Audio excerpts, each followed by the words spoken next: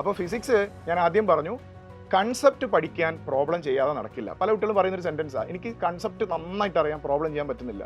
ആ കൺസെപ്റ്റിന് ആ പറച്ചിൽ തന്നെ തെറ്റാണ് ശരിക്കും. നിങ്ങൾക്ക് പഠിക്കാൻ ബുദ്ധിമുട്ടുള്ള, മാർക്ക് സ്കോർ ചെയ്യാൻ ബുദ്ധിമുട്ടുള്ള സബ്ജക്റ്റിൽ കൂടുതൽ സമയം സ്പെൻഡ് ചെയ്യുക. നിങ്ങൾക്ക് ഈസി ആയിട്ട് ഹാൻഡിൽ ചെയ്യാൻ പറ്റുന്ന സബ്ജക്റ്റിൽ കുറവ് സമയം സ്പെൻഡ് ചെയ്യാം. ചില കുട്ടികളും ചോദിക്കും ക്ലാസ് എടുക്കുമ്പോൾ, നിങ്ങൾ എവിടുന്ന ഈ ക്ലാസ് കാണുന്നത്? സാർ ഞാൻ പുറത്താണെന്ന് പറയും. അപ്പോൾ എന്താ എനിക്ക് മനസ്സിലാവില്ല. അപ്പോൾ നിങ്ങൾ പുറത്ത് സോഫയിൽ ഇരുന്നിട്ട്, അതേപോലെ ഒരു ക്ലാസ് കാണേണ്ട രീതി എങ്ങനെയാണെന്ന് വെച്ചാൽ ഓഫ്ലൈൻ ക്ലാസ് എങ്ങനെയാണോ ഇരിക്കുന്നത് അതേപോലെ ഇരിക്കണം. അഡ്വാൻസ്ഡ് എക്സാമിനേഷന് പാറ്റേൺ ഇല്ല, ആക്ച്വലി പാറ്റേൺ ഇല്ല, നമ്പർ ഓഫ് ക്വസ്റ്റ്യൻസ് ഫിക്സ്ഡ് അല്ല, സെൽഫ് പ്രിപ്പറേഷൻ ഇല്ലാതെ ഒരു കുട്ടിക്കും ജെഇ കിട്ടിയിട്ടില്ല, സ്വയം പ്രോബ്ലം ചെയ്യാതെ ഒരു കുട്ടിയും ജെഇ ക്രാക്ക് ചെയ്തിട്ടില്ല. ഹായ് ഡിയർ ജെഇ ആസ്പിരൻസ്, ഓൺലൈനായിട്ട് ജെഇ മെയിൻസിന് പ്രിപ്പയർ ചെയ്യുന്ന കുട്ടികളോടാണ് എങ്ങനെയാണ് നിങ്ങളെ പ്രിപ്പറേഷൻ മുമ്പോട്ട് കൊണ്ടുപോകേണ്ടത് എന്നാണ് നമ്മൾ ഈ വീഡിയോയിൽ ഡിസ്കസ് ചെയ്യുന്നത്. അപ്പോൾ ഓഫ്ലൈനായിട്ട് റിപ്പീറ്റ് ചെയ്യുന്ന കുട്ടികൾക്ക് അതിൻ്റേതായ ഒരു പാറ്റേൺ ഓഫ്ലൈൻ ക്യാമ്പസിൽ ഉണ്ടാവും, ഹോസ്റ്റലിൽ നിൽക്കുന്നവർക്ക് അവിടെയും ഒരു പാറ്റേൺ ഉണ്ടാവും. പക്ഷേ ഓൺലൈൻ നിങ്ങൾ വീട്ടിലിരുന്ന് പഠിക്കുന്നുണ്ട്, നിങ്ങളുടെ സ്റ്റഡി ടൈമിങ്ങും പാറ്റേണും ടൈം ടേബിളും തീരുമാനിക്കുന്നത് നിങ്ങളാണ്. അപ്പോൾ പല കുട്ടികളും ഇതിൽ കൃത്യമായ ധാരണ ഇല്ലാത്തത് കാരണം നിങ്ങൾക്ക് വരുന്ന സംശയങ്ങൾ ഇതൊക്കെയാണ്. മെറ്റീരിയൽസ് എങ്ങനെ യൂസ് ചെയ്യണം, ഡെയിലി എത്ര സമയം പഠിക്കണം, ഏത് ക്വസ്റ്റ്യൻസ് ചെയ്യണം, ക്ലാസ് കാണുമ്പോൾ എങ്ങനെയാണ് നമ്മൾ ക്ലാസ് കൺസീവ് ചെയ്യേണ്ടത് തുടങ്ങിയ കാര്യങ്ങൾക്കാണ് നിങ്ങൾക്ക് സംശയമുള്ളത്. ഇത് നമ്മുടെ ധീര സ്റ്റുഡൻസിനോട് മാത്രമല്ല, കേരളത്തിൽ ഓൺലൈനായിട്ട് ജെഇക്ക് റിപ്പീറ്റ് ചെയ്യുന്ന എല്ലാ കുട്ടികളോടാണ് നമ്മൾ സംസാരിക്കുന്നത്. സോ നമുക്ക് നേരെ പോയിന്റിലേക്ക് പോകാം. ഒന്നാമത്തെ കാര്യം, ഒരു ദിവസം എത്ര സമയം പഠിക്കണം എന്നുള്ളതാണ്. അപ്പോൾ നമുക്ക് ക്ലാസ് ടൈമിംഗ് വരുന്നത്, ഇപ്പോൾ ഫോർ എക്സാമ്പിൾ ധീരയുടെ ക്ലാസ് പറയുമ്പോൾ നമുക്ക് 9 മണിക്കാണ് ഏറ്റവും നേരത്തെ വരുന്ന ക്ലാസ് വരിക. അതേപോലെ ക്ലാസ് അവസാനിക്കുന്ന സമയം എന്ന് പറയുന്നത് 6 to 6:30 ആ സമയമാണ്. ഏതെങ്കിലും ചില ദിവസങ്ങളിൽ ചിലപ്പം ഒരു അരമണിക്കൂറൊക്കെ എക്സ്റ്റെൻഡ് ആവാം, എന്നാലും നമുക്കൊരു 6:30 വരെയൊക്കെയാണ് ക്ലാസ് വരിക. അപ്പോൾ നമുക്ക് ക്ലാസ്സിൻ്റെ സമയം മാറ്റി വെച്ച് കഴിഞ്ഞാൽ പിന്നെ നമുക്ക് ഉറക്കം വളരെ ഇമ്പോർട്ടൻ്റ് ആണ്. ഒരു 7 മണിക്കൂർ, 6 to 7 മണിക്കൂർ നിങ്ങൾ ഉറങ്ങേണ്ടതുണ്ട്. അതായത് സ്ലീപ്പ് കിട്ടേണ്ടത് ഒരു 6 to 7 മണിക്കൂറാണ്. അപ്പോൾ നമ്മൾ കിടക്കുമ്പോൾ ഒരു 15 മിനിറ്റ്സ് ഒക്കെ ചിലപ്പം വെറുതെ ലാഗായി പോകും. അപ്പോൾ അതും ഒന്ന് പ്ലാൻ ചെയ്തിട്ട് ഒരു 7 മണിക്കൂർ നമ്മൾ ബെഡ് ടൈം ആയിട്ട് കാൽക്കുലേറ്റ് ചെയ്താൽ പിന്നെ നമുക്കൊരു ദിവസം 5 മണിക്കൂറേ നമുക്ക് പഠിക്കാൻ കിട്ടുള്ളൂ. അതിൽ നമ്മുടെ ഡെയിലി ആക്ടിവിറ്റീസ് ചെയ്യാൻ നമ്മൾ 2 മണിക്കൂർ മാറ്റി വെച്ചാൽ നമുക്കൊരു 5 മണിക്കൂറാണ്, 19 മണിക്കൂറാണ് നമ്മൾ ഏകദേശം നമ്മുടെ ക്ലാസ് ടൈമും അതുപോലെ നമ്മുടെ ഉറക്കവും നമ്മുടെ ഡെയിലി ഉള്ള നമ്മുടെ കുളിക്കുക അങ്ങനത്തെ കാര്യം ആക്ടിവിറ്റീസ് മാറ്റി വെച്ചാൽ പിന്നെ നമുക്ക് കിട്ടുന്ന ഒരു 5 മണിക്കൂറാണ്. അപ്പോൾ ആ 5 മണിക്കൂറാണ് നമുക്ക് ഡെയിലി പ്രൊഡക്റ്റീവായിട്ട് പഠിക്കാൻ സാധിക്കുക. അതിൽ കൂടുതൽ സമയം എടുത്ത് പഠിക്കാൻ ശ്രമിക്കുമ്പോൾ നമ്മുടെ ഉറക്കം നഷ്ടപ്പെടുകയും ക്ലാസ് മിസ്സാവുകയൊക്കെ ചെയ്യും. അത് നിങ്ങൾ ചെയ്യരുത്. 5 മണിക്കൂറാണ് പ്രൊഡക്റ്റ് നമുക്ക് കിട്ടുക. ആ 5 മണിക്കൂർ നമുക്ക് പ്രൊഡക്റ്റീവായിട്ട് യൂസ് ചെയ്യാം. ആ 5 മണിക്കൂർ നമ്മൾ പ്രൊഡക്റ്റീവായിട്ട് യൂസ് ചെയ്യണം. ആ സമയങ്ങളിൽ നമ്മൾ എന്താ ചെയ്യേണ്ടതെന്ന് ഞാൻ പറയാം. അതിനു മുമ്പ് ക്ലാസ് എങ്ങനെയാണ് നിങ്ങൾ കൺസീവ് ചെയ്യേണ്ടതെന്ന് പറയാം. ഓക്കെ, ഒന്നാമത്തെ പോയിന്റ്, ക്ലാസ് എങ്ങനെയാണ് നമ്മൾ കൺസീവ് ചെയ്യേണ്ടതെന്നുള്ളത്. അപ്പോൾ ഫിസിക്സും കെമിസ്ട്രിയും മാത്സും ഒരേ പാറ്റേണിലല്ല നമ്മൾ പഠിക്കേണ്ടത്. ഫിസിക്സിനെ കുറിച്ച് പറയാം. ഫിസിക്സും മാത്സും ഏകദേശം ഒരേപോലെയാണ് നമ്മൾ ക്ലാസ് കാണേണ്ടത്. ഫിസിക്സും മാത്സും പ്രോബ്ലം ഓറിയൻറ്റഡ് സബ്ജക്റ്റ് ആണ്, നമുക്കറിയാലോ. മാത്സ് കംപ്ലീറ്റ്ലി പ്രോബ്ലമാണ്, കൺസെപ്റ്റ് എന്ന് പറയുന്നത് ആക്ച്വലി പ്രോബ്ലമാണ്. ഫിസിക്സിലേക്ക് വരുന്ന സമയത്ത് കുറച്ച് നമുക്ക് തിയറി എന്ന് പറയാമെങ്കിലും ജെഇ മെയിൻസിനെ സംബന്ധിച്ചിടത്തോളം ഫിസിക്സിന് ആക്ച്വലി തിയറി ഇല്ല. ഞാൻ അടിവരയിട്ട് പറയുന്നു, പ്രോബ്ലം ചെയ്യാതെ നിങ്ങൾ തിയറി പഠിക്കില്ല. പ്രോബ്ലം ചെയ്തിട്ടേ തിയറി പഠിക്കൂ. തിയറി മുഴുവൻ മനസ്സിലാക്കാതെ എങ്ങനെയാണ് പ്രോബ്ലം ചെയ്യുക സാർ എന്ന് ചില കുട്ടികൾ ചോദിക്കാറുണ്ട്. സാർ തിയറി എങ്ങനെ മനസ്സിലാക്കാതെ എങ്ങനെ പ്രോബ്ലം ചെയ്യാം? അപ്പോൾ തിയറി ക്ലാസ് ഒരുപാട് സമയം ഇരുന്ന് കാണുക, അതിൻ്റെ റെക്കോർഡഡ് വീഡിയോ കാണുക, അതിൻ്റെ യൂട്യൂബ് വീഡിയോ കാണുക, അത് ഒരുപാട് സമയം നഷ്ടപ്പെടുത്തുക. ശരിക്കും തിയറി പഠിക്കുന്നത് പ്രോബ്ലത്തിലൂടെയാണ്. ആ പ്രോബ്ലം ചെയ്യാൻ വേണ്ട ഐഡിയകളാണ് നമ്മൾ തിയറി ക്ലാസ്സിൽ തിയറി ആയിട്ട് നിങ്ങൾക്ക് പറയുന്നത്. അപ്പോൾ നിങ്ങൾ ശ്രദ്ധിച്ചാൽ മനസ്സിലാവും, ഫിസിക്സിൻ്റെ പല ക്ലാസ്സും പറയുക, ഡയഗ്രമൊക്കെ വരച്ചിട്ട് ഇങ്ങനെ വരുന്ന സമയത്ത് നമ്മൾ ഈ ഇക്വേഷൻ ഇങ്ങനെ, ആ ഇക്വേഷൻ ഇങ്ങനെ വന്നതെന്നൊക്കെ പറയുന്നത് ആക്ച്വലി ഒരു പ്രോബ്ലത്തിൻ്റെ ഒരു പാറ്റേണിലാണ്, പ്രൊസീജിയറിലാണ്. അപ്പോൾ ഫിസിക്സിൻ്റെ ക്ലാസ് കാണുന്ന സമയത്ത് കൺസെപ്റ്റിൻ്റെ ഐഡിയ നിങ്ങൾക്ക് ഏകദേശം ആയി കഴിഞ്ഞാൽ പിന്നെ പ്രോബ്ലം സോൾവ് ചെയ്യുമ്പം ടീച്ചർ ചെയ്യുന്ന പ്രോബ്ലം, ഒരു ഫാക്കൾട്ടി സോൾവ് ചെയ്യുന്ന പ്രോബ്ലം നോക്കി നിന്നിട്ട് കോപ്പിറൈറ്റ് ചെയ്യരുത്. ആ ഫാക്കൾട്ടി പ്രോബ്ലം ചെയ്ത് സബ്സ്റ്റിറ്റ്യൂട്ട് ചെയ്യാൻ തുടങ്ങിക്കഴിഞ്ഞാൽ അതിൻ്റെ കൺസെപ്റ്റ് ക്വസ്റ്റ്യൻ ഫാക്കൾട്ടി എക്സ്പ്ലെയിൻ ചെയ്ത് അത് മനസ്സിലായി ഫാക്കൾട്ടി പ്രോബ്ലം ചെയ്യാൻ തുടങ്ങിക്കഴിഞ്ഞാൽ ഫാക്കൾട്ടി ചെയ്യുന്ന ന്യൂമറിക്കൽ സ്റ്റെപ്സ് ഇങ്ങനെ നോക്കിക്കല്ല വേണ്ടത്. നിങ്ങൾ നിങ്ങളുടേതായ രീതിയിൽ സോൾവ് ചെയ്യാൻ വേണ്ടി ശ്രമിക്കണം. അപ്പോൾ നിങ്ങളെക്കാൾ വേഗത്തിൽ ഒരു പക്ഷേ ക്ലാസ് നിങ്ങൾ ചെയ്യുന്ന സ്ലോ ആയി കഴിഞ്ഞാൽ ക്ലാസ് ഇങ്ങനെ മുമ്പോട്ട് പോകും. അപ്പോൾ നിങ്ങൾ എന്ത് ചെയ്യുക, അത് സ്റ്റോപ്പ് ചെയ്യുക, അത് പിന്നീട് ചെയ്യാൻ വേണ്ടി മാറ്റി വെക്കുക, ക്ലാസ് കൺസീവ് ചെയ്യുക. പക്ഷേ നമ്മൾ കുറച്ച് കഴിയുമ്പോഴേക്കും എന്താണെന്ന് വെച്ചാൽ നമ്മൾ ഫാസ്റ്റ് ആവും ഫാക്കൾട്ടി ചെയ്യുന്നതിനേക്കാൾ മുമ്പ്. കാരണം ടീച്ചർ അത് എക്സ്പ്ലെയിൻ ചെയ്യുകയാണ്, നിങ്ങൾക്ക് ചെയ്ത് നോക്കിയാൽ മതി. ടീച്ചർ എക്സ്പ്ലെയിൻ ചെയ്യാൻ കൂടുതൽ സമയം എടുക്കും, അപ്പോൾ നിങ്ങൾക്ക് വേഗം ചെയ്യാൻ പറ്റും. അപ്പോൾ അതിനേക്കാൾ മുമ്പ് നിങ്ങൾക്ക് ചെയ്ത ആൻസർ കിട്ടും. ചിലപ്പോൾ എന്തെങ്കിലും മിസ്റ്റേക്ക് ഉണ്ടെങ്കിൽ അത് നോക്കിയാൽ മനസ്സിലാവും എവിടെയാണ് നിങ്ങളുടെ മിസ്റ്റേക്ക്, അത് കറക്റ്റ് ചെയ്ത് പോകാം. അപ്പോൾ ഫിസിക്സിൻ്റെ ക്ലാസ് കാണുമ്പോൾ നിങ്ങൾ ചുമ്മാ ഇരിക്കുകയല്ല വേണ്ടത്. കൺസെപ്റ്റ് ഇങ്ങനെ പറയുമ്പോൾ അതിങ്ങനെ കൃത്യമായിട്ട് മനസ്സിലാക്കുക. എന്തെങ്കിലും നോട്ട് ചെയ്യണമെങ്കിൽ നോട്ട് ചെയ്യുക. പ്രോബ്ലം ചെയ്യാൻ തുടങ്ങി കഴിഞ്ഞാൽ ഉടൻ പ്രോബ്ലം നിങ്ങൾ ഫാക്കൾട്ടിയോടൊപ്പം ചെയ്യുക. അപ്പോൾ ഫിസിക്സിൻ്റെ ക്ലാസ് 2 മണിക്കൂറാണെങ്കിൽ ജസ്റ്റ് നിങ്ങളൊന്ന് ഏതെങ്കിലും ഒരു ദിവസത്തെ ക്ലാസ് നോക്കിയാൽ നിങ്ങൾക്ക് മനസ്സിലാവും 2 മണിക്കൂറിൻ്റെ ക്ലാസ്സിൽ ഏകദേശം 1.5 മണിക്കൂറിലധികം സമയവും ഒരു ഫാക്കൾട്ടി സ്പെൻഡ് ചെയ്യുന്നത് പ്രോബ്ലം ചെയ്യാനായിരിക്കും നോർമൽ സ്റ്റേജിൽ. ഇനി തിയറി അധികമുള്ള ഏതെങ്കിലും ഏരിയ ആണെങ്കിൽ ചിലപ്പോൾ ഇത് മാറിയേക്കാം. എന്നാലും പകുതിയിലധികം സമയം ഒരു ഫിസിക്സ് ക്ലാസ്സിൽ പ്രോബ്ലം ഡിസ്കഷൻ ആയിരിക്കും. അപ്പോൾ അത്രയും സമയം നിങ്ങൾ ആക്റ്റീവായിട്ട് ആ ക്ലാസ്സിൽ ഇൻവോൾവ്ഡ് ആവുകയാണ് വേണ്ടത്. മാത്സ് ഇങ്ങനെ തന്നെയാണ്. മാത്സ് 3 മണിക്കൂറാണ് ക്ലാസ് എങ്കിൽ 2.5 മണിക്കൂറും പ്രോബ്ലം തന്നെയായിരിക്കും. പ്രോബ്ലം ചെയ്യാതെ മാത്സിലെ കോൺസെപ്റ്റ് ഇല്ല. അപ്പോൾ ഫിസിക്സ് ഞാൻ ആദ്യം പറഞ്ഞു, കൺസെപ്റ്റ് പഠിക്കാൻ പ്രോബ്ലം ചെയ്യാതെ നടക്കില്ല. പല കുട്ടികളും പറയുന്നൊരു സെൻറ്റൻസാണ്, എനിക്ക് കൺസെപ്റ്റ് നന്നായിട്ട് അറിയാം, പ്രോബ്ലം ചെയ്യാൻ പറ്റുന്നില്ല. ആ കൺസെപ്റ്റ് ആ പറച്ചിൽ തന്നെ തെറ്റാണ് ശരിക്കും. കൺസെപ്റ്റ് നന്നായിട്ട് അറിയുമെങ്കിൽ പ്രോബ്ലം ചെയ്യാൻ ഒരു ബുദ്ധിമുട്ടുണ്ടാവില്ല. പിന്നെ നിങ്ങൾക്ക് പ്രോബ്ലം ചെയ്യാൻ പറ്റാണ്ടാവുക മാത്തമാറ്റിക്കൽ സ്റ്റെപ്സിലായിരിക്കും, മാത്തമാറ്റിക്കൽ സ്കില്ലിലായിട്ടായിരിക്കും. മാത്തമാറ്റിക്കൽ ഇല്ലെങ്കിൽ നിങ്ങൾ സ്റ്റക്ക് ആവുക, സബ്സ്റ്റിറ്റ്യൂട്ട് ഒക്കെ ചെയ്ത് സോൾവ് ചെയ്യുമ്പോഴാണ് നിങ്ങൾ സ്റ്റക്ക് ആവുക. ഫോർ എക്സാമ്പിൾ, ഒരു പ്രോബ്ലം നിങ്ങൾ ക്വസ്റ്റ്യൻ വായിച്ചു, ഇക്വേഷൻ ഏതാണ് എന്ന് യൂസ് ചെയ്യേണ്ടതെന്ന് അറിയുന്നില്ല എങ്കിൽ അത് നിങ്ങളുടെ മാത്സിൻ്റെ പ്രശ്നമല്ല, കൺസെപ്റ്റിൻ്റെ പ്രശ്നമാണ്, ക്വസ്റ്റ്യൻ മനസ്സിലാവാത്തതിൻ്റെ പ്രശ്നമാണ്. ഇനി ഇക്വേഷൻ ഏതാണെന്ന് മനസ്സിലായി, പക്ഷേ വാല്യൂ തന്നത് ഏതാ സബ്സ്റ്റിറ്റ്യൂട്ട് ചെയ്യേണ്ടത്, ഇത് എന്താണ്, കേസ് എന്താണെന്ന് മനസ്സിലായില്ല. ചിലതിൽ പറയുമല്ലോ ഇതിനോട് ഈക്വൽ ആണെന്നൊക്കെ പറയുമ്പോൾ അത് എന്താണെന്ന് മനസ്സിലാവുന്നില്ല എങ്കിൽ അത് ആക്ച്വലി നിങ്ങൾക്ക് കൺസെപ്റ്റ് അറിയായിട്ടാണ്. മാത്സിൽ പ്രോബ്ലം ഉണ്ടെങ്കിൽ, അതായത് മാത്തമാറ്റിക്കൽ സ്കില്ല് കുറവാണെങ്കിൽ, നിങ്ങൾ ചെയ്ത് വരുമ്പോൾ ഏതെങ്കിലും ഒരു സ്റ്റെപ്പ് നിന്ന് അടുത്ത സ്റ്റെപ്പിലേക്കുള്ള ആ ഒരു പോയിന്റിലാണ് നിങ്ങൾ സ്റ്റക്ക് ആവുക. അപ്പോൾ അവിടെയാണ് നിങ്ങൾ സ്റ്റക്ക് ആവുന്നതെങ്കിൽ നിങ്ങൾക്ക് മാത്തമാറ്റിക്കൽ സ്കില്ലിൻ്റെ പ്രശ്നമാണ്. ക്വസ്റ്റ്യൻ വായിച്ചിട്ട് മനസ്സിലാവാത്ത സ്റ്റേജ് ആണെങ്കിൽ കൺസെപ്റ്റ് ഇല്ലായിട്ടാണ്.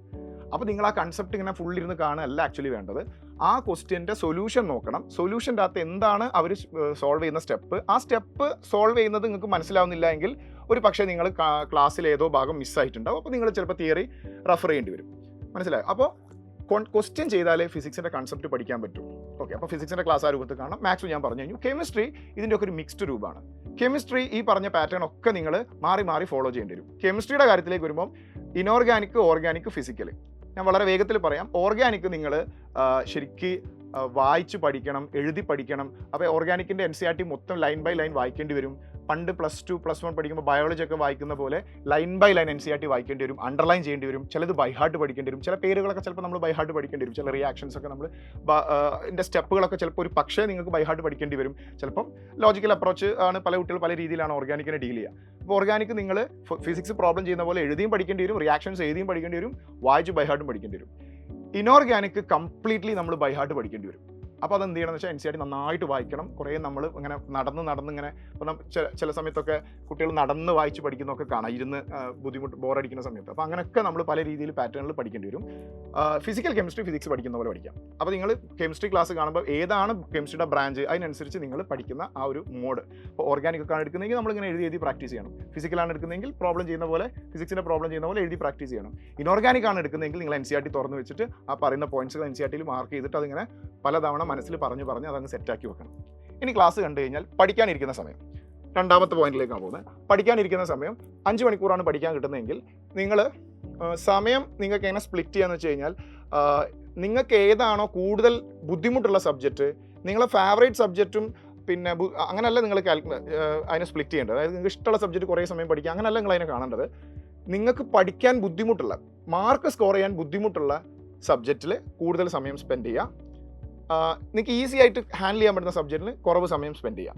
അത് ചിലപ്പം ചാപ്റ്റർ അനുസരിച്ച് മാറുകയും ചെയ്യും. ഇപ്പോൾ ഫിസിക്സിൽ ഇലക്ട്രോസ്റ്റാറ്റിക്സ് എടുക്കുമ്പോൾ ഒരു പക്ഷേ ചില കുട്ടിക്ക് ഇലക്ട്രോസ്റ്റാറ്റിക്സ് ഭയങ്കര ഈസി ആയിരിക്കും. അപ്പോൾ ഇലക്ട്രോസ്റ്റാറ്റിക്സ് കുറവ് സമയം സ്പെൻഡ് ചെയ്താൽ മതി. നേരെ മറിച്ച് ഫിസിക്സ് ഒപ്റ്റിക്സ് വരുന്ന സമയത്ത് ഒപ്റ്റിക്സ് ഭയങ്കര ബുദ്ധിമുട്ടാകുമ്പോൾ അതിന് കൂടുതൽ സമയം സ്പെൻഡ് ചെയ്യേണ്ടി വരും. അപ്പം ഡിപ്പെൻസ് അപ്പോൺ ദ ചാപ്റ്റർ നിങ്ങൾ സമയം എങ്ങനെ സ്പ്ലിറ്റ് ചെയ്യണം എന്ന് നോക്കുക. എന്തായാലും നിങ്ങൾ എല്ലാ സബ്ജക്റ്റിനും ഇമ്പോർട്ടൻസ് കൊടുക്കണം. ഓക്കെ, മാത്സിന് കുറവ് സമയം ആക്കരുത്. കാരണം എന്താ വെച്ചാൽ ഫിസിക്സിനൊരു 15-20 പ്രോബ്ലം സോൾവ് ചെയ്യാൻ എത്ര സമയം പഠിക്കണോ അത്ര സമയം പഠിച്ചാൽ മാത്സിൽ ചിലപ്പോൾ 4-5 പ്രോബ്ലം ചെയ്യാനുള്ള ഐഡിയ ചിലപ്പോൾ ഒരു പക്ഷേ കിട്ടുള്ളൂ. അത് ഡിപ്പെൻസ്. അപ്പോൾ അതുകൊണ്ട് നിങ്ങൾ അത് നോക്കിയിട്ട് വേണം സമയം സ്പ്ലിറ്റ് ചെയ്ത് വെക്കുക. അങ്ങനെ സമയം സ്പ്ലിറ്റ് ചെയ്ത് കഴിഞ്ഞാൽ പിന്നെ നിങ്ങൾ എന്താ ചെയ്യേണ്ടത് വെച്ചാൽ, ആ സ്പ്ലിറ്റ് ചെയ്ത സമയത്തിൽ എന്താ ചെയ്യേണ്ടതെന്ന് വെച്ചാൽ അവിടെയാണ് ഞാൻ പറഞ്ഞ മൂന്നാമത്തെ കാര്യം. അപ്പോൾ ആദ്യത്തെ കാര്യം ഞാൻ പറഞ്ഞത് ക്ലാസ് എങ്ങനെയാണ് കൺസീവ് ചെയ്യേണ്ടത്, എങ്ങനെയാണ് കാണേണ്ടത്, എങ്ങനെയാണ് ആ സമയം യൂസ് ചെയ്യേണ്ടത്, അത് ഞാൻ നേരത്തെ പറഞ്ഞു. ഇനി ചെയ്യാൻ പാടില്ലാത്ത കാര്യം, ക്ലാസ് കാണുന്ന സമയത്ത് ഒരിക്കലും പെന്നും പേപ്പറും ബുക്കും ഒന്നും ഇല്ലാതെ ഏതെങ്കിലും സ്ഥലത്ത് വരുന്നിട്ട് മാവിൻ്റെ ചോട്ടിലൊക്കെ ഇരുന്നിട്ട് ക്ലാസ്, അങ്ങനെയൊക്കെ ചില കുട്ടികളുണ്ട്. ചില കുട്ടികളെയും ചോദിക്കും ക്ലാസ് എടുക്കുമ്പോൾ, നിങ്ങൾ എവിടുന്ന ഈ ക്ലാസ് കാണുന്നത്? സാർ ഞാൻ പുറത്താണെന്ന് പറയും. അപ്പോൾ എന്താ എനിക്ക് മനസ്സിലാവില്ല. അപ്പോൾ നിങ്ങൾ പുറത്ത് സോഫയിൽ ഇരുന്നിട്ട്, അതേപോലെ ഒരു ക്ലാസ് കാണേണ്ട രീതി എങ്ങനെയാണെന്ന് വെച്ചാൽ ഓഫ്ലൈൻ ക്ലാസ് എങ്ങനെയാണോ ഇരിക്കുന്നത് അതേപോലെ ഇരിക്കണം. അപ്പോൾ ക്ലാസ് കാണുന്ന സമയത്ത് ഇതൊക്കെയാണ് നിങ്ങൾ ശ്രദ്ധിക്കേണ്ടത്. ചെയ്യാൻ പാടില്ലാത്തത് കോമൺ ഹാളിൽ ഇരുന്നിട്ട് ക്ലാസ് കാണരുത്. ഞാൻ നേരത്തെ പറഞ്ഞല്ലോ, കോമൺ ഹാളിൽ ഇരുന്നിട്ട് ആളുകൾ അങ്ങോട്ടും ഇങ്ങോട്ടൊക്കെ പാസ് ചെയ്യുന്നുണ്ടെങ്കിൽ, അത് വേറെ ആളുകൾ സംസാരിക്കുന്നുണ്ടെങ്കിൽ അവിടെ നിന്നൊന്നും ക്ലാസ് കാണരുത്. സംഭവം നിങ്ങൾ ഹെഡ്സെറ്റ് ഒക്കെ വെച്ചിട്ടാണ് ഇരിക്കുന്നതെങ്കിലും വെറുതെ ഒരാൾ അങ്ങനെ പാസ് ചെയ്യുമ്പോൾ നിങ്ങൾ ഒന്ന് അങ്ങോട്ട് ശ്രദ്ധിച്ചാൽ ഒരു 5-6 സെക്കൻഡ് സ്ക്രീനിൽ നിന്ന് വിട്ടുപോയാൽ പിന്നെ നമുക്ക് തിരിച്ചു വരുമ്പോഴേക്കും എന്തോ മിസ്സായി പോയിട്ടുണ്ടാവും. പിന്നെ അവിടുന്ന് അങ്ങോട്ടേക്ക് ക്ലാസ് മനസ്സിലാവില്ല. അപ്പോൾ അതുകൊണ്ട് നിങ്ങൾ പക്ക ഓഫ്ലൈൻ ക്ലാസ്സിൽ എങ്ങനെ ഇരിക്കുന്നു അതുപോലെ നിങ്ങൾ ഒറ്റയ്ക്ക് ഒരു സ്ഥലത്ത് ഇരുന്നിട്ട് കൃത്യമായിട്ട് വേണം അത് ക്ലാസ് അറ്റൻഡ് ചെയ്യാൻ. ഞാൻ പറഞ്ഞു എന്തൊക്കെയാണ് ഫോളോ ചെയ്യേണ്ടതെന്ന്. രണ്ടാമത്തെ പോയിന്റ്, നമ്മൾ പഠിക്കാനുള്ള സമയം ഡെയിലി സ്പ്ലിറ്റ് ചെയ്ത് വെക്കണം. ഇതെല്ലാ ദിവസവും പ്രാക്ടീസ് ചെയ്യണം, വളരെ ഇമ്പോർട്ടൻ്റ് ആണ്. ആ സ്പ്ലിറ്റിംഗ് ആണ് രണ്ടാമത്തെ കാര്യം. മൂന്നാമത്തെ കാര്യം ആ സ്പ്ലിറ്റ് ചെയ്ത സമയം എങ്ങനെ യൂസ് ചെയ്യണം. ഫിസിക്സ് ആണെങ്കിൽ അന്നെടുത്ത ടോപ്പിക്കിലെ ക്വസ്റ്റ്യൻസ് ചെയ്യാണ് വേണ്ടത്. ചില കുട്ടികൾ ചെയ്യുന്നൊരു കാര്യമുണ്ട്, ക്ലാസ് കണ്ടുവന്ന് പഠിക്കാനിരിക്കുമ്പോൾ ചില കാര്യങ്ങൾക്ക് ഒരു ക്ലാരിറ്റി കുറവുണ്ടാവും. അപ്പോൾ ആ ക്ലാസ് തന്നെ പിന്നെയും പോയി കാണും. ഭയങ്കര ബ്ലണ്ടറാണത്. കാരണം അത് ഓൾറെഡി നമ്മൾ കഴിഞ്ഞു. ആ സമയം കഴിഞ്ഞ് പിന്നെ നമ്മൾ സെൽഫ് പ്രിപ്പറേഷൻ്റെ സമയമാണ്. സെൽഫ് പ്രിപ്പറേഷൻ ഇല്ലാതെ ഒരിക്കലും ജയി കിട്ടൂല. സെൽഫ് പ്രിപ്പറേഷൻ ഇല്ലാതെ ഒരു കുട്ടിക്കും ജയി കിട്ടിയിട്ടില്ല. സ്വയം പ്രോബ്ലം ചെയ്യാതെ ഒരു കുട്ടിയും ജയി ക്രാക്ക് ചെയ്തിട്ടില്ല. അപ്പം ഒരു 100 പ്രോബ്ലം ഒരു ഫാക്കൽറ്റി ചെയ്യുന്നത് നിങ്ങൾ കാണുന്നതും 10 പ്രോബ്ലം നിങ്ങൾ ഒറ്റയ്ക്ക് ചെയ്യുന്നതും തമ്മിൽ 10 പ്രോബ്ലം ഒറ്റയ്ക്ക് ചെയ്യുന്നതാണ് കൂടുതൽ ഇമ്പ്രൂവ്മെൻറ്റ് ഉണ്ടാവുക. ഓക്കെ, അപ്പോൾ ആ സമയത്ത് നിങ്ങൾ ഒരിക്കലും പോയിട്ട് വേറെ വീഡിയോ കാണാൻ ഒന്നും നിൽക്കരുത്. ആ സമയം നിങ്ങൾ പ്രിപ്പയർ ചെയ്യാനുള്ള സമയമാണ്. വിച്ച് മീൻസ് അന്നെടുത്ത ടോപ്പിക്കിലെ ഒരു ടോപ്പിക്കിൻ്റെ ലെങ്ത് അനുസരിച്ച് ആ ടോപ്പിക്കിൽ നിന്ന് നിങ്ങൾക്ക് കിട്ടാവുന്ന ഒരു ഡേയിൽ എടുക്കുന്ന ടോപ്പിക്കാണെങ്കിൽ ഓൺ ആൻഡ് ആവറേജ് 15 മുതൽ 20-25 ക്വസ്റ്റ്യൻ വരെയൊക്കെ ചെയ്താൽ മതി. അത്രേ ചെയ്യാനാവുള്ളൂ. അത് ഏത് ക്വസ്റ്റ്യൻ ചെയ്യണമെന്ന് വെച്ച് കഴിഞ്ഞാൽ ഏറ്റവും ബെസ്റ്റ് PYQ ചെയ്യുന്നതാണ്. ജെയുടെ ഒരു പ്രത്യേകത എന്താ വെച്ചാൽ എല്ലാ വർഷവും 6-7 ഷിഫ്റ്റ് നടക്കുന്നതുകൊണ്ട് നിങ്ങൾക്ക് ഫിസിക്സ് എല്ലാ വർഷവും ഒരു 100-150 ക്വസ്റ്റ്യൻസ് എല്ലാ വർഷവും നിങ്ങൾക്ക് ഓൾമോസ്റ്റ് അവൈലബിൾ ആണ്. അപ്പോൾ നിങ്ങളൊരു 5 വർഷത്തെ PYQ എടുത്ത് നോക്കുകയാണെങ്കിൽ അത്രയും നമ്പർ ഓഫ് ക്വസ്റ്റ്യൻസ് നിങ്ങൾക്ക് അവൈലബിൾ ആണ്. അത് തന്നെ ചെയ്താൽ മതി ശരിക്കും. അത് കഴിഞ്ഞിട്ടേ വേറെ ക്വസ്റ്റ്യനിലേക്ക് നിങ്ങൾ പോകേണ്ടതുള്ളൂ. അപ്പോൾ ഒരു 4-5 വർഷത്തെ PYQ മുഴുവനായിട്ട് ചെയ്താൽ ഉറപ്പായിട്ടും ജയിലിൽ നിങ്ങൾക്ക് അടിപൊളി ഫിസിക്സിൽ സ്കോർ ചെയ്യാൻ പറ്റും. അപ്പോൾ PYQ ആണ് ചെയ്യേണ്ടത് ടോപ്പിക് വൈസ് ആയിട്ട്. ഇപ്പോൾ ഫോർ എക്സാമ്പിൾ ഇപ്പോൾ നമ്മൾ എടുത്തുകൊണ്ടിരിക്കുന്ന ചാപ്റ്റർ മോഷനിൻ്റെ പ്ലെയിൻ ആണ്. റിലേറ്റീവ് മോഷനാണ് നമ്മൾ കഴിഞ്ഞ ക്ലാസ്സിൽ പഠിച്ച്. അപ്പോൾ റിലേറ്റീവ് മോഷൻ്റെ ക്വസ്റ്റ്യൻസ് പറ്റാവുന്ന അത്രയും PYQ എടുത്ത് ചെയ്യാം. അത് ഇയർ വൈസ് ആയിട്ട് തന്നെ ചെയ്യാം. ഏറ്റവും ലേറ്റസ്റ്റ്, പിന്നെ അതിൻ്റെ പുറകിൽ കൃത്യമായിട്ട് ഒരു ഐഡിയ കിട്ടും എങ്ങനെയാണ് ജെയ്ക്ക് ക്വസ്റ്റ്യൻ ചോദിക്കുന്നത്. ആരും പറഞ്ഞു തരണ്ട, നിങ്ങൾക്ക് തന്നെ ഐഡിയ കിട്ടും. അപ്പോൾ നിങ്ങൾ ഫിസിക്സിന് വേണ്ടി സ്പെൻഡ് ചെയ്ത 1.5 മണിക്കൂറും പ്രോബ്ലം ചെയ്യുന്നത്. അതിൽ ഏതെങ്കിലും ഒരു തിയറി മിസ്സാണെന്ന് അല്ലെങ്കിൽ മനസ്സിലായില്ല നിങ്ങൾക്ക് ഫീൽ ചെയ്യുന്നുണ്ടെങ്കിൽ ആ തിയറിയിലെ പ്രോബ്ലംസ് വീണ്ടും ചെയ്യാം. With the help of solution നിങ്ങൾക്ക് ആ കോൺസെപ്റ്റ് ക്ലിയർ ആവും. ഉറപ്പാണ്, അങ്ങനെ നിങ്ങൾക്ക് ക്ലിയർ ആവുള്ളൂ. അടുത്ത കെമിസ്ട്രി. നേരത്തെ പറഞ്ഞ പോലെ ഏത് ബ്രാഞ്ചാണ് നോക്കണം. ഇനോർഗാനിക്കലി ആണെങ്കിൽ ശരിക്കും നിങ്ങൾ വായിച്ചാണ് പഠിക്കേണ്ടത്. അങ്ങനെ വായിച്ച് പഠിക്കുമ്പോൾ കുറേ സമയം ഇരിക്കുമ്പോൾ ബോറടിക്കുമ്പോൾ എണീറ്റ് നടന്ന് വായിക്കുക. അപ്പോൾ നിങ്ങൾക്ക് എങ്ങനെയൊക്കെയാണോ നിങ്ങളുടെ സ്റ്റഡീസ്, നിങ്ങളുടെ ഒരു പ്ലാനിങ് ആ രൂപത്തിൽ നിങ്ങൾക്ക് കൊണ്ടുപോകാം. പഠിച്ചാൽ മതി ആ സമയം. ഓക്കെ, അതെങ്ങനെയെന്നുള്ളത് നിങ്ങൾക്ക് തീരുമാനിക്കാം. അപ്പോഴും നിങ്ങൾ കിടന്ന് വായിക്കുക, അങ്ങനെയൊന്നും പ്രാക്ടീസ് ചെയ്യരുത്. എപ്പോഴും നമുക്ക് എളുപ്പത്തിൽ കാര്യങ്ങൾ പഠിക്കാനും മനസ്സിലാക്കാനും ഏറ്റവും ബെറ്റർ നമ്മൾ സാധാരണ ഒരു സ്റ്റഡി ടേബിളിൽ ഇങ്ങനെ ഇരുന്ന് എഴുതി പഠിക്കുന്നതാണ്. വേറെ ഡിസ്ട്രാക്ഷൻസ് ഒന്നും ഇല്ലാത്ത വേറെ കാര്യങ്ങളൊന്നും ടേബിളിൽ ഉണ്ടാവാൻ പാടില്ല. ബുക്സ് മാത്രമേ ഉണ്ടാവാൻ പാടുള്ളൂ. വിൻഡോ തുറന്നിട്ടിട്ട് വിൻഡോൻ്റെ തൊട്ടടുത്തുള്ള ടേബിളൊന്നും ഇരിക്കരുത്. വിച്ച് മീൻസ് ഞാൻ പറഞ്ഞ് മനസ്സിലായല്ലോ, വേറെ പുറത്തേക്ക് നിങ്ങളെ ശ്രദ്ധ പോകുന്ന രൂപത്തിലുള്ള ഒരു രീതിയും ഇല്ലാത്ത ഒരു സ്റ്റഡി ടേബിളിൽ ഇരുന്ന് പഠിക്കുന്നതാണ് ബെറ്റർ. ബോറടിക്കുമ്പോൾ നിങ്ങൾക്ക് ആ റൂമിൽ തന്നെ നടന്നും പിന്നെ കുറച്ച് വെള്ളമൊക്കെ കുടിച്ചു അങ്ങനെയൊക്കെ നിങ്ങൾക്ക് ആ ബോറടി മാറ്റി മുന്നോട്ട് പോകാം. അപ്പോൾ കെമിസ്ട്രി ഇനോർഗാനിക് ആണെങ്കിൽ ഞാൻ പറഞ്ഞു, ഓർഗാനിക് ആണെങ്കിൽ അവിടെ നിങ്ങൾ പെന്നും പേപ്പർ വെച്ച് എഴുതിയും പഠിക്കേണ്ടി വരും, അതുപോലെ വായിച്ചും പഠിക്കേണ്ടി വരും. ഫിസിക്കൽ വരുന്ന സമയത്ത് ഫിസിക്സിൻ്റെ അതേ പാറ്റേൺ. Next mathematics. ഒന്നുമില്ല, പ്രോബ്ലം ചെയ്യുക, വേറെ ഒന്നും നോക്കാനില്ല. പിന്നെയും ക്ലാസ് എടുത്ത് കാണാൻ ഒന്നും ചെയ്യാൻ നിൽക്കണ്ട, പ്രോബ്ലം മാക്സിമം ചെയ്യുക. സ്റ്റെക്ക് ആയിക്കോട്ടെ, അത് വിഷയമല്ല, അത് ഞാൻ പറയാം, ലാസ്റ്റ് പറയാം. അപ്പോൾ ആ സമയം ആ പ്രോബ്ലം കംപ്ലീറ്റ് ചെയ്യുക. ഓക്കെ, ഇതാണ് ഡെയിലി നിങ്ങളെ സ്കെഡ്യൂൾ വരേണ്ടത്. അപ്പോൾ ഇതെല്ലാ ദിവസവും ചെയ്യണം. ഇതിൽ ഒരു ദിവസം സ്കിപ്പായാൽ പോലും നമ്മുടെ പ്രിപ്പറേഷനെ ബാധിക്കും. കാരണം നമുക്ക് മെയിൻ്റെ പ്രത്യേകത എന്താ വെച്ചാൽ ആദ്യത്തെ ഷിഫ്റ്റ് നടക്കുന്നത് ഒരു 5-6 മാസം ആ ഒരു ടൈമേ നമുക്കുള്ളൂ. ജനുവരിയിലാണ് ഫസ്റ്റ് ഷിഫ്റ്റ് നടക്കുന്നത്. അപ്പോൾ അതുകൊണ്ട് ഒരു ദിവസം സ്കിപ്പായാൽ പോലും നമ്മുടെ റിസൾട്ടിനെ വല്ലാതെ ബാധിക്കും. അത് കൺസിസ്റ്റൻ്റ് ആയിട്ട് മെയിൻറ്റെയിൻ ചെയ്യണം. ഇനി ഫ്രീ വരുന്ന ദിവസങ്ങളുണ്ടാവും. ചിലപ്പോൾ ചില ദിവസങ്ങളിൽ ക്ലാസ് ഇല്ലാതെ ഒരു ഡേ മൊത്തം കിട്ടും. ആ ഡേ നിങ്ങൾ എന്തിനു യൂസ് ചെയ്യണമെന്ന് വെച്ച് കഴിഞ്ഞാൽ, നിങ്ങളുടെ മനസ്സിലിപ്പോൾ ഉണ്ടാവും ബാക്ക്ലോഗ്സ് എങ്ങനെ ക്ലിയർ ചെയ്യുന്നു. ഇങ്ങനെ പഠിച്ചു പോയാലും ബാക്ക്ലോഗ്സ് ഉണ്ടാവും. അപ്പോൾ ബാക്ക്ലോഗ്സ് എപ്പോഴാണ് ക്ലിയർ ചെയ്യേണ്ടതെന്ന് വെച്ച് കഴിഞ്ഞാൽ, ഇടയ്ക്ക് നമുക്ക് കിട്ടുന്ന ഫ്രീ ടൈമിലും അതുപോലെ ഒരു GIBക്ക് മുമ്പായിട്ടുള്ള സ്റ്റഡി ടൈമിലൊക്കെയാണ് നമ്മൾ ബാക്ക്ലോഗ്സ് ക്ലിയർ ചെയ്യേണ്ടത്. ഡെയിലി എടുത്ത് ബാക്ക്ലോഗ്സ് ക്ലിയർ ചെയ്യാൻ നിൽക്കരുത്. ഓക്കെ, ബാക്ക്ലോഗ്സ് ഉണ്ടാവും, അത് ഉറപ്പാണ്, അത് കോമൺ ആണ്. പക്ഷെ അത് പതുക്കെ നമുക്ക് കുറച്ച് കൊണ്ടുവരാൻ പറ്റും. ബാക്ക്ലോഗ്സിനായിട്ട് നിങ്ങൾ എന്ത് ചെയ്യണ്ട, എക്സ്ട്രാ ഒരു ടൈം സെപ്പറേറ്റ് പ്ലാൻ ചെയ്യാൻ നിൽക്കണ്ട. പിന്നെന്താ വെച്ചാൽ ഭയങ്കരമായിട്ട് ബാക്ക്ലോഗ്സ് വരരുത് കേട്ടോ. ഒരു ചാപ്റ്റർ കംപ്ലീറ്റ് ആയിട്ട് കാണാൻ പറ്റിയില്ല, ഒരു ചാപ്റ്റർ തീരെ ഞാൻ പഠിച്ചില്ല, അങ്ങനെ ഒരു സിറ്റുവേഷൻ ഉണ്ടാവരുത്. അതില്ലാതെ തന്നെ തുടക്കം മുതലേ മെയിൻറ്റെയിൻ ചെയ്യാൻ വേണ്ടി ശ്രമിക്കുക. ദെൻ അടുത്ത പോയിന്റിലേക്ക് വരുമ്പോൾ, 4ാമത്തെ പോയിന്റിലേക്ക് വരുന്നത് എക്സാമിനേഷനാണ്. മാക്സിമം നമ്പർ ഓഫ് എക്സാമിനേഷൻ നിങ്ങൾ എഴുതണം. അത് എവിടെ നിന്ന് മീൻസ് നിങ്ങളുടെ ആപ്പിലെ ഇൻഫിനിറ്റി ടെസ്റ്റ്, ഇപ്പോൾ സൈലൻസ് സ്റ്റുഡൻസ് ആണെങ്കിൽ ഇൻഫിനിറ്റി ടെസ്റ്റ് സീരീസിൽ നിന്ന് നിങ്ങൾക്ക് സ്വയം ക്വസ്റ്റ്യൻസ് എടുത്തിട്ട് എക്സാം ആക്കിയിട്ട് എഴുതാം. അതല്ലെങ്കിൽ നമ്മുടെ മോക്ക് എക്സാമുകൾ വരുന്ന സമയത്ത് നമ്മുടെ FAT എക്സാമിനേഷനാണ് ഇപ്പോൾ നിങ്ങൾക്ക് ഉണ്ടാവുക. FAT, ഗ്രാൻഡ് ടെസ്റ്റ്, JB ഒക്കെയാണ് ഉണ്ടാവുക. അതൊക്കെ മാക്സിമം എഴുതുക. ഒരു ചാപ്റ്റർ നിങ്ങൾ അത്ര വെൽ പ്രിപ്പയർഡ് അല്ല, അതുകൊണ്ട് ഞാൻ ആ എക്സാം എഴുതുന്നില്ല, ആ 3 മണിക്കൂർ ഞാൻ പഠിച്ചോളാം എന്ന് പറഞ്ഞാൽ അത് ശരിക്കും തെറ്റായ സ്ട്രാറ്റജിയാണ്. എക്സാമിനേഷൻ സമയം ആണ് ശരിക്കും നമ്മളെ നമ്മുടെ മിസ്റ്റേക്കും നമ്മുടെ സ്കില്ലും നമുക്ക് എവിടെയാണ് ഡെവലപ്മെൻറ്റ്സ് വേണ്ടതും എന്നൊക്കെ നിങ്ങൾക്ക് സ്വയം മനസ്സിലാക്കാൻ പറ്റിയ എക്സാം എഴുതുമ്പോഴാണ്. സോ എക്സാമിനേഷൻ വളരെ ഇമ്പോർട്ടൻ്റ് ആണ്. ഓക്കെ, ഇനി ഞാൻ നേരത്തെ പറഞ്ഞു ഒരു പ്രോബ്ലം നിങ്ങൾക്ക് ചെയ്തിട്ട് ആൻസർ കിട്ടുന്നില്ല എങ്കിലും ആ വേസ്റ്റ് ഓഫ് ടൈം അല്ല. പല കുട്ടികളും പറയണം എനിക്കൊന്നും ഇപ്പം ഞാൻ ഈ ടോപ്പിക്ക് പഠിച്ചു, പ്രോബ്ലം ചെയ്തിട്ട് ഒന്നിനും ആൻസർ കിട്ടുന്നില്ല, അപ്പോൾ ഞാൻ വീണ്ടും ആ വീഡിയോ ക്ലാസ് പോയി കാണുകയാണ് ചെയ്യുന്നത്. പക്ഷെ അത് വീണ്ടും ആ വീഡിയോ ക്ലാസ് കാണുന്നതിന് പകരം ആ സമയം കൂടെ നിങ്ങൾ പ്രോബ്ലം ചെയ്യാണ് വേണ്ടത്. കാരണം ഒരു പ്രോബ്ലം ചെയ്ത് നിങ്ങൾക്ക് ആൻസർ കിട്ടിയിട്ടില്ല എങ്കിൽ അത് വേസ്റ്റ് ഓഫ് ടൈം അല്ല. കാരണം അത് കിട്ടിയിട്ടില്ല എങ്കിലും നിങ്ങൾ ആ പ്രോബ്ലത്തിലൂടെ കടന്നു പോവുകയും പ്രോബ്ലത്തിൻ്റെ സ്റ്റെപ്സുകൾ ചെയ്യുകയും അതിൽ നിങ്ങൾ കുറേ കാര്യങ്ങൾ പഠിക്കുകയും ചെയ്തു. ഞാൻ പറഞ്ഞു തരട്ടെ, നിങ്ങൾക്കൊരു ആൻസർ കിട്ടിയില്ല എന്ന് കരുതിക്കോ, പിന്നെ നിങ്ങൾ സൊല്യൂഷൻ നോക്കുമ്പോൾ നിങ്ങൾക്ക് മനസ്സിലായി ആൻസർ കിട്ടി. അപ്പോൾ പല കുട്ടികൾ എന്താ വിചാരിക്കുക അറിയോ, ആ ചെയ്തത് അത്രയും വേസ്റ്റാണ്, കാരണം ഞാൻ സൊല്യൂഷൻ നോക്കിയിട്ടല്ല ആൻസർ കണ്ടെത്തിയതാണ്. പക്ഷേ അത് വേസ്റ്റ് അല്ല. സൊല്യൂഷൻ നോക്കി നിങ്ങൾക്ക് ആൻസർ കിട്ടിയില്ലേ, അപ്പോൾ നിങ്ങൾക്ക് എന്ത് മനസ്സിലായി, നേരത്തെ ചെയ്ത സ്റ്റെപ്പ് തെറ്റായിരുന്നു. എന്താ തെറ്റാൻ കാരണം, ഈ സബ്സ്റ്റിറ്റ്യൂഷൻ, ഈ വാല്യൂ കൊടുത്തത്, ഈ യൂണിറ്റ് മാറ്റാത്തത്, ഈ കൺവേർഷൻ ചെയ്യാത്തത്, ഈ സാധനം ഇക്വേറ്റ് ചെയ്യാത്തതാണ് തെറ്റാനുള്ള കാരണം. അപ്പോൾ അത് തെറ്റാനുള്ള കാരണം മനസ്സിലാവുന്നതും ഇമ്പ്രൂവ്മെൻ്റ് ആണ്. കാരണം പിന്നീട് അങ്ങനെ ഒരു ക്വസ്റ്റ്യൻ വരുമ്പോൾ നിങ്ങൾ ആ മെത്തേഡ് ചെയ്യൂല, നിങ്ങൾക്ക് ഓർമ്മ വരും മുമ്പ് ഞാൻ ഇങ്ങനെ ചെയ്തിട്ട് എനിക്ക് ആൻസർ കിട്ടിയിട്ടില്ല എന്ന്. അപ്പോൾ നിങ്ങൾ ആ സ്റ്റെപ്പ് പോകില്ല. ശരിയായ മെത്തേഡ് നിങ്ങൾക്ക് കിട്ടിയിട്ടില്ല എങ്കിലും തെറ്റായ മെത്തേഡ് മനസ്സിലായി കഴിഞ്ഞാൽ തെറ്റാനുള്ള ഒരു സാധ്യത അവിടെ കുറഞ്ഞു കഴിഞ്ഞു. അപ്പോൾ ഒരു പ്രോബ്ലം ചെയ്തിട്ട് നിങ്ങൾ ആൻസർ കിട്ടിയില്ലെങ്കിലും സ്റ്റക്ക് ആയാലും അത് ആക്ച്വലി അത് ലേണിംഗ് തന്നെയാണ് അവിടെ നടക്കുന്നത് എന്ന് കരുതി നിങ്ങൾ പ്രോബ്ലം ചെയ്യാതിരിക്കരുത്. ഇപ്പോൾ രണ്ട് ക്വസ്റ്റ്യൻ ചെയ്തിട്ട് കിട്ടുന്നില്ല, വേഗം അതിൻ്റെ പോയി വീഡിയോ കാണുക എന്നുള്ള പാറ്റേൺ മാറ്റിയിട്ട് കിട്ടുന്നില്ലെങ്കിൽ സൊല്യൂഷൻ നോക്കുക, എന്നിട്ടും കിട്ടുന്നില്ലെങ്കിൽ വേറെ ക്വസ്റ്റ്യൻ ചെയ്യുക. മാക്സിമം നമ്പർ ഓഫ് ക്വസ്റ്റ്യൻസിലൂടെ കടന്നു പോകുമ്പോൾ ഓട്ടോമാറ്റിക്കലി നിങ്ങൾക്ക് വീഡിയോ ക്ലാസ് കണ്ട് മനസ്സിലാക്കുന്നതിനേക്കാൾ എഫക്റ്റീവ് ആൻഡ് പ്രൊഡക്റ്റീവ് ആയിട്ട് കോൺസെപ്റ്റ് മനസ്സിലാവും. ഞാൻ പറഞ്ഞത് വീഡിയോ ക്ലാസ് കാണണ്ട എന്നല്ല കേട്ടോ. ഒരു ചാപ്റ്റർ ആദ്യം നമ്മൾ പഠിക്കണമെങ്കിൽ നമുക്ക് എന്തായാലും ഒരു സോഴ്സിൻ്റെ ഹെൽപ്പ് വേണം. അതാണല്ലോ നമ്മളെ ലൈവ് ക്ലാസ്സുകളിൽ നമ്മൾ നിങ്ങളെ പഠിപ്പിക്കുന്നത്. അത് കഴിഞ്ഞു കഴിഞ്ഞാൽ വീണ്ടും വീണ്ടും വീണ്ടും അത് പോയിട്ട് കാണരുത്. അതിനേക്കാൾ നല്ലത് ഫിസിക്സിനെ സംബന്ധിച്ചിടത്തോളം പ്രോബ്ലം കൂടുതൽ പ്രാക്ടീസ് ചെയ്യുക എന്നുള്ളതാണ്. ഏകദേശം നിങ്ങൾക്കൊരു ധാരണ കിട്ടിയിട്ടുണ്ടാവും എങ്ങനെയാണ് പ്രിപ്പയർ ചെയ്യേണ്ടത് എന്നുള്ളത്. അപ്പോൾ ഇതൊരു ജനറൽ ആയിട്ടുള്ള കാര്യങ്ങളാണ് നമ്മൾ പറഞ്ഞത്. ഇത് ഓരോ സ്റ്റുഡൻറ്റിനും പേഴ്സൺ ടു പേഴ്സൺ ഡിഫറൻ്റ് ആയിരിക്കും. ചില കുട്ടികൾക്ക് അപാരമായ മാത്തമാറ്റിക്കൽ സ്കില്ലുള്ള കുട്ടികളുണ്ടാവും.